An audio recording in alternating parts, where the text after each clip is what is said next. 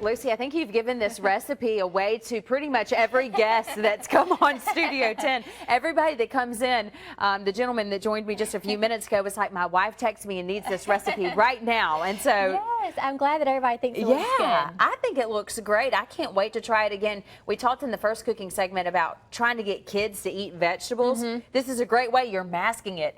Say it's spaghetti. That's right. That's right. And, you know, this recipe, of course, you can serve over noodles or anything like that. Today, I'm just doing it over the peppers that we talked about before. It's basically like a stuffed pepper, except I'm just, you know, cut them up instead of stuffing them. So this recipe is really kind of versatile. You know, you could kind of have it in your pocket and use it a couple of different ways.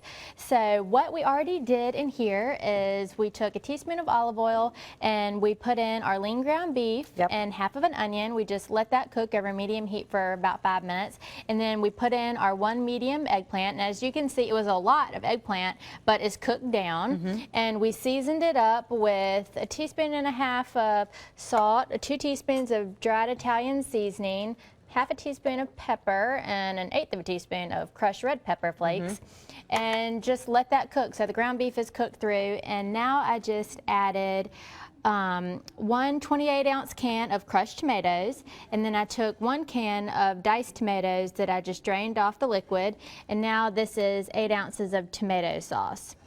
So we are going to just bring that to a simmer and then just let it cook for, you know, about 20 minutes or so. And this is going to be, you know, ready to go in any way that you want.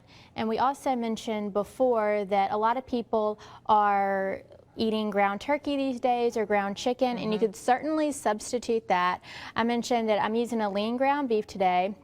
Of course, all of our stores, we still grind all of our grinds in-house, and the beef that we use is a Black Angus Select. So already we choose the Select because it has a really great balance of fat in the meat, so it has great flavor, but it's a little bit leaner than some of the other beefs that are available out on the market. So we do all of our grinds in-house, so it's just kind of a great option.